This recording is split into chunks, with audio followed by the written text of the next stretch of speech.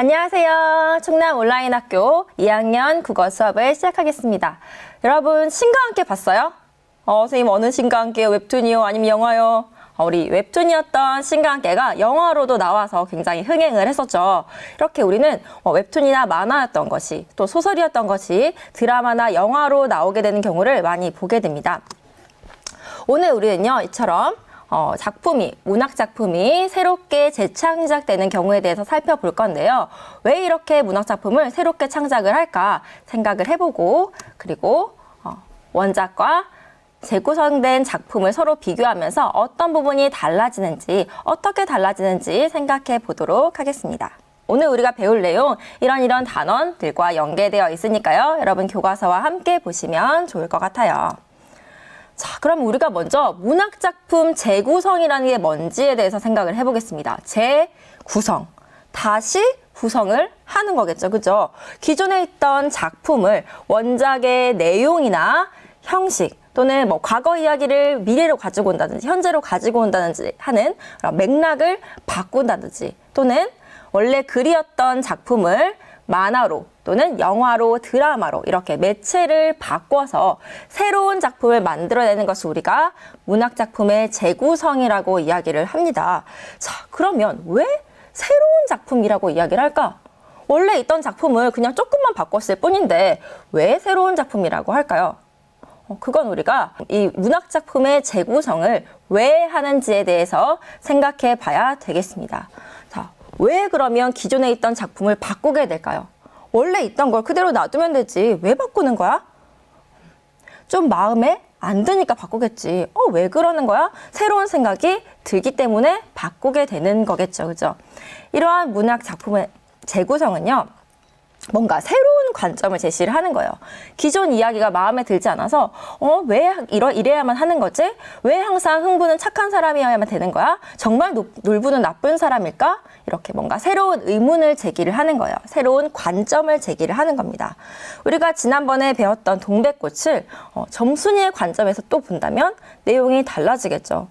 정말 점순이는 어떤 마음이었을까 생각해 보면서 새로운 관점으로 소설을 다시 쓸 수도 있겠죠. 또는 그 작품에 대한 비판의식을 가질 수도 있을 겁니다. 왜 항상 계모는 나쁜 사람으로 그려져야만 할까 하는 비판의식 속에서 새로운 작품이 쓰여질 수도 있겠죠. 또는 원래 글로 보던 걸 만화로 바꾸면 또 영화로 바꾸면 새로운 재미를 느낄 수 있겠죠. 이처럼 어떤 기존의 작품과는 다른 새로운 관점을 제시하거나 비판의식을 제기하거나 또는 색다른 즐거움을 느낄 수 있도록 우리는 새롭게 기존의 작품을 재창작하는 겁니다.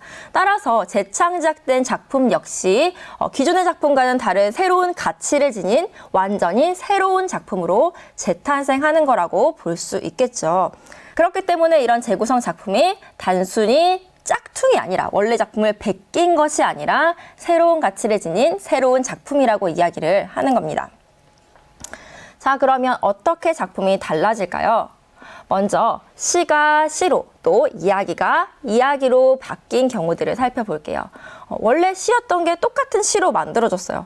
그렇다면 뭔가 새로운 관점이 생기게 된 거겠죠. 우리가 잘 알고 있는 김춘수의 꽃이라는 시입니다. 내가 그의 이름을 불러주기 전에는 그는 다만 하나의 몸짓에 지나지 않았다. 내가 그의 이름을 불렀을 때 그는 나에게로 와서 꽃이 되었다. 우리들은 모두 무엇이 되고 싶다. 너는 나에게, 나는 너에게 잊혀지지 않는 하나의 눈짓이 되고 싶다. 김춘수 시인은요, 사랑이란 건 상대방이 나에게로 다가와서 나의 인생에 새로운 의미가 되고 꽃이 되고 눈짓이 되는 어떤 의미 있는 존재가 되는 것이라고 이야기를 합니다. 그런데요, 이 시에 대해서 장정일 시인은 다른 생각을 하게 돼요. 정말 사랑이 그런 걸까? 라고 생각하면서 이런 시를 썼습니다. 내가 단추를 눌러주기 전에는 그는 다만 하나의 라디오에 지나지 않았다. 내가 그의 이름을 불렀을 때 그는 나에게로 와서 전파가 되었다. 우리들은 모두 사랑이 되고 싶다. 끄고 싶을 때 끄고 켜고 싶을 때 켤 수 있는 라디오가 되고 싶다. 장정희 시인은 사랑이 어떤 거라고 얘기해요? 끄고 싶을 때 끄고 켜고 싶을 때 켜는, 그냥 사귈래? 하면 사귀고, 아니 헤어져? 하면 헤어지는 가벼운 것으로 보이는 거죠. 기존의 김춘수 시인의 시를 보면서 이런 생각을 한 거야. 정말? 정말 현대인의 사랑이 그렇게 어떤 존재의 의미를 추구하는 걸까? 아닐걸? 그냥 만나는 걸걸? 자, 이렇게 색다른 관점, 비판 의식을 제기하면서 원래 기존의 시를 바꾸어서 새롭게 쓰게 된 거겠죠. 자, 이거 우리가 뭐라고 하기도 해요? 패러디라고 하기도 하죠. 자, 그러면 이야기는 어떻게 바뀔 수 있을까 볼게요. 이야기의 경우에는 기존에 우리가 잘 알고 있는 이야기를 바꿔야 사람들이 그게 바뀐 줄 알겠죠. 아무도 모르는 작품을 갖고 와서 막 내 맘대로 바꿨다고 해서 내 식대로 바꿨다고 해서 재창작 작품이구나 알아주는 게 아니잖아. 그렇기 때문에 기존의 모든 사람들이 알만한 작품을 가지고 오게 됩니다. 따라서 동화나 아니면 고전 소설 같은 것들이 많이 활용이 되겠죠. 자, 우리가 잘 알고 있는 백설공주나 아기돼지 삼형제도 굉장히 많이 변용이 되고 재창작된 동화 중에 하나인데요. 백설공주에서 백설공주를 보면서 바바라 러커라는 작가는 이렇게 생각을 한 거야. 왜 계모는 항상 나쁜 사람으로만 나오는 거야? 의붓딸을 사랑하는 새어머니가 있을 수도 있잖아. 그런 관점을 제시하면서 흑설공주 이야기라는 소설집을 창작했습니다. 또 아기돼지 삼형제를 보면서 정말 늑대는 나쁜 동물이었을까? 늑대가 정말 돼지들을 잡아먹으러 간 걸까? 혹시 친구가 되러 간 것은 아닐까? 늑대의 관점에서 이 이야기를 새롭게 쓴 늑대가 들려주는 아기돼지 삼형제라는 동화도 있어요. 또 이런 이야기예요. 경제교육의 관점을 가지고 와서 아기돼지 삼형제가 경제를 알았다면 이라는 글도 쓰여집니다. 이렇게 기존의 소설을 어떻게 해요? 관점을 바꿔서 또 원작에 대한 문제의식을 제기하면서 또는 색다른 다른 이야기를 결합시키면서 재구성 작품들을 만들게 되는 거죠. 우리나라의 문학 작품들도 우리나라의 고전 소설들도 끊임없이 재창작되고 있습니다. 여러분 바리대기 이야기 알죠? 부모로부터 버림받았지만 그 부모를 위해서 저승까지 다녀왔던 이 바리대기의 이야기는 현재에도 끊임없이 재창작되고 있는데요. 이 바리대기의 이야기를 사회로부터 버림받고 부모로부터 버림받아서 떠돌아 다녀야만 했던 탈북민의 이야기로 재탄생시킨 작품이 있습니다. 바로 현대소설의 황석영 작가의 바리대기입니다. 황석영 작가는 이 바리대기를 보면서 현대에도 이런 바리대기 같은 인물이 없을까를 찾아본 거예요. 그리고 나서 탈북민의 이야기를 소설로 쓰게 된 거죠. 또 심청이, 여러분 심청전 알죠? 판소리 심청가를 소설로 쓴 심청전도 역시 현대에 어마어마하게 많이 재창작되고 있는 작품 중에 하나예요. 심청의 새로운 모습들을 조명을 하는 거야. 정말 심청이 아버지 때문에 죽었을까? 사실은 사랑 때문에 죽은 것이 아닐까? 심청이의 연인의 모습을 재조명하는 연인 심청이라는 소설도 쓰였고요. 심청이가 황후가 되고 난 뒤에는 어떤 삶을 살았을까? 어떤 정치를 했을까? 생각해 보면서 황후 심청의 모습에 조명을 두고 초점을 맞추고 소설을 쓴 황후 심청이라는 소설도 창작이 됩니다. 뿐만 아니라 이런 고전 소설들은 또 다른 이야기로 창작될 뿐만 아니라 여러 가지 매체로 새롭게 창작되기도 했어요.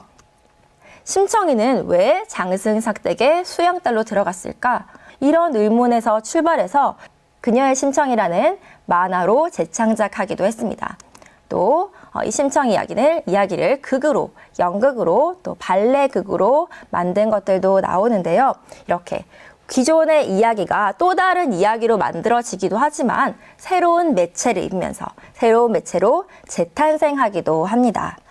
소설이라는 거는 이야기, 서사 구조를 지니고 있기 때문에 웹툰이나 만화로 바뀌기도 하고 또 극적인 요소들을 더해서 영화나 드라마로 또 연극과 뮤지컬로 재탄생하기도 하는데요. 이렇게 소설을 영화나 드라마 같은 극으로 바꾸게 되면 어때요? 글로만 존재하던 배경과 사건을 눈으로 볼 수 있는 생생한 장면으로 우리가 볼 수 있게 되죠. 우리 교과서에는 황순원의 소나기라는 작품과 김혜란 작가의 두근두근 내 인생이라는 소설을 영화로 바꿔놓은 대본이 등장을 하는데요. 여러분들이 교과서의 내용을 보시면서 어떻게 영화로 바뀌게 되었을지 또 어떻게 연극으로 바뀌게 되었을지 한번 비교해서 보시면 더 재미있을 것 같아요. 소설이 극이 되면 이제 누가 나와요? 그냥 머릿속에서만 존재하던 어떤 인물이 내가 좋아하는 배우로 딱 등장하게 됩니다. 그 배우가 그 연기를 한다는 것만으로도 또 새로운 재미와 감동을 줄 수 있겠죠. 또 배우의 연기력과 표정과 행동을 통해서 우리는 그 감정을 느끼고 그 감정을 함께 따라가는 재미를 느끼게 됩니다.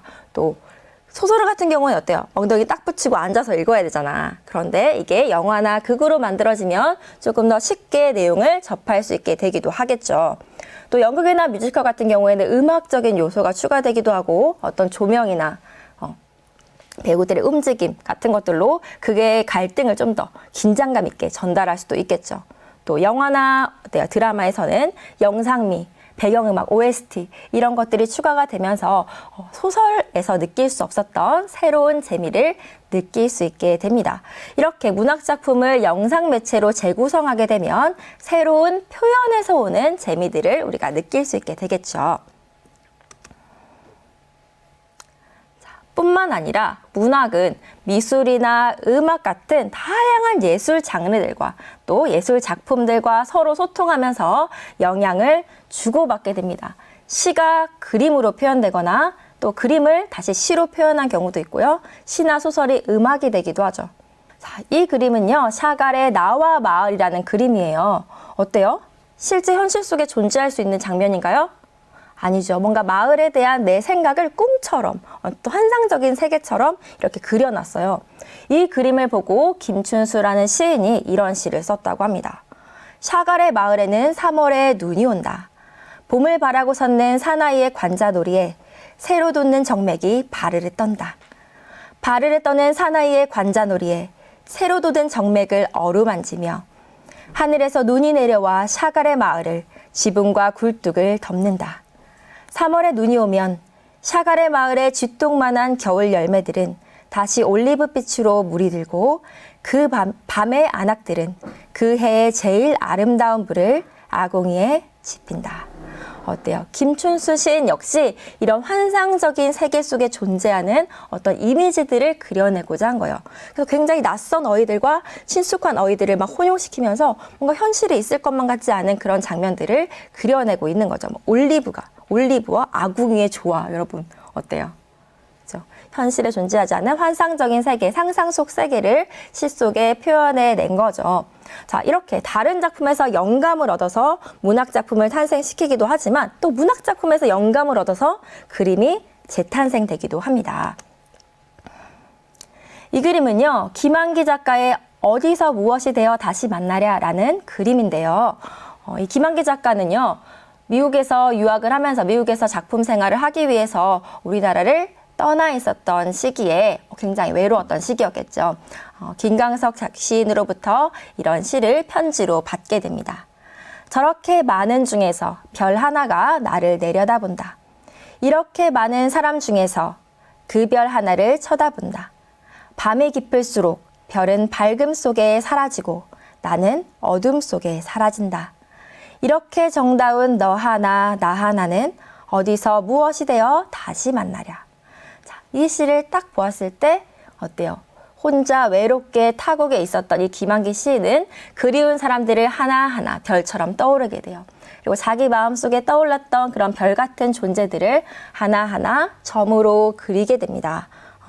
시가 그림으로 이렇게 표현이 된 거죠. 뿐만 아니라 시와 소설이 음악으로도 창작될 수 있다라고 말씀을 드렸죠. 우리가 시가 노래가 된 경우들은 굉장히 많이 볼 수가 있어요. 여러분이 잘 알고 있는 김소월 시인의 진달래꽃을 마야가 같은 제목의 노래로 불렀던 거 굉장히 유명하죠. 나보기가 역겨워 가실 때에는 말없이 고이분에 들이오리다. 이 김소월 시인의 진달래꽃은요, 마야는 강력한 목소리를 실어서 나보기가 역겨워 가실 때는 말없이 고이 보내드리오리다. 이렇게 음을 붙여서 노래로 불렀어요. 또 김소월 시인의 사뇨화나 정지용 시인의 향수와 같은 작품들은요, 그대로 곡조를 붙여서 수많은 가곡으로 창작되기도 해요. 산에는 꽃이 피네, 꽃이 피네, 피네. 넓은 벌동 쪽 끝으로 옛 이야기 지질대는 실개천이 돌아나가고. 들어본 것 같아요? 이런 가곡, 성악곡들로 많이 만들어졌고요. 비교적 최근 시로는 정호승 시인의 수선아에게라는 시를 양희은 씨가 외로우니까 사람이다라는 노래로 만들었어요. 이 곡은 선생님이 대학교 때 싸이월드라고 말할 싸이월드 배경음악으로 깔았던 곡이기도 한데요. 수선아에게가 좀 잔잔한 분위기에서 차분한 분위기에서 외로움에 대한 이야기를 했다면 양희은 씨는요, 그 특유의 목소리 알죠? 너 이름이 뭐니? 그 강한 목소리로 그 외로움을 이겨나가는 힘에 대해서 힘을 실어서 음악으로 표현을 해줬어요. 눈이 내리면 눈길 걸어가고 비가 오면 빗속을 걸어라. 뭔가 힘있게 외로움을 이겨낼 수 있는 힘에 대해서 이렇게 노래로 표현을 해줬어요. 또 황순원의 소나기라는 소설이 노래로 변하기도 했어요. 이 소설의 모티브를 얻어서 영감을 얻어서 예민이라는 가수가 어느 산골 소년의 사랑 이야기라는 아름다운 노래를 만들어주기도 했어요. 불잎새 따다가 엮었어요. 예쁜 꽃송이도 넣었고요. 예쁘죠? 그렇죠? 이렇게 시나 소설을 노래로 만든 작품들, 음악으로 바꾼 작품들은 굉장히 많은데요. 여러분들이 생각할 수 있어요. 그러면 선생님 다 저 모르는 노래인데요? 다 옛날 노래만 있는 거 아니에요? 아니에요. 요즘에도 시를 노래로 바꾼 게 있어요. 여러분 SNS 시인인 못말이라는 작가 알아요? 못말 김효비 작가가 그거면 됐다라는 시를 썼대요. 여러분들이 이 시를 보고 어떤 노래로 바뀌었을지 한번 생각해 보세요. 그거면 됐다. 우리 참 괜찮은 결말이다. 아낌없이 자신을 태웠으니 슬픔도 미련도 원망도 좌절도 시기도 질투도 그리고 사랑도 모두 남김없이 태웠으니 보아라 추억만 남지 않았느냐. 우리 참 볼만한 멜로였다. 그거면 됐다. 우리 사랑했다. 되게 가사 익숙하죠? 이거 뭐예요? 사랑을 했다. 우리가 만나 지우지 못할 추억이 됐다. 볼만한 멜로드라마 괜찮은 결말 그거면 됐다. 널 사랑했다. 사랑을 했다라는 노래로 만들었죠. 아이콘의 리더 친구가 이 시를 보고 영감을 얻어서 노래를 만들었대요. 이렇게 예술 작품과 문학 작품은 끊임없이 소통하면서 새로운 작품들로 재창작되고 재탄생된다는 거죠. 자, 재구성이란 뭐였어요? 기존에 있던 문학 작품을 다시 구성하는 거. 내용을 바꾸고 또 형식을 바꾸고 맥락을 바꾸고 또 매체를 바꿔서 새로운 작품으로 표현해내는 것. 그래서 새로운 가치를 지니는 것. 이것을 우리가 문학작품의 재구성이라고 이야기를 했었죠. 이처럼 우리는 기존에 있던 문학작품에 새로운 관점을 더하기도 하고 비판 의식을 제기하기도 하고 또 새로운 즐거움을 느낄 수 있는 색다른 재미를 느낄 수 있는 작품으로 바꿔주기도 하고 기존의 작품에 영감을 얻어서 새로운 작품으로 창작해내기도 하고요. 또 때로는 원작이 가지고 있는 그런 대중적인 인기에 힘입어서 또 새 작품이 창작되기도 합니다. 이런 작품들을 오늘 우리가 함께 살펴봤어요. 이런 작품들은 역시 새로운 가치를 지닌 작품으로 탄생되기도 하고 또 때로는 원작을 뛰어넘는 원작을 다시 재조명하게 만드는 대작으로 탄생되기도 하죠. 여러분도 이런 대작을 만드는 데 도전해보는 건 어때요? 오늘은 여러분들이 재밌게 읽었던 소설이나 시를 또는 교과서 속에 나오는 작품들을 여러분이 새로운 소설로, 시로 또는 웹툰이나 만화로 또는 드라마나 영화로 음악으로 바꿔본다면 어떨지 어떻게 바꿀 수 있을지 한번 고민해봤으면 좋겠어요. 여러분들만의 재구성 기획안을 오늘의 과제로 제출해 주시면 되겠습니다. 오늘도 여러분들과 즐겁게 수업해서 너무나 기쁘고요. 여러분들도 창작자의 길을 한번 걸어보시면 좋을 것 같습니다. 수고했습니다.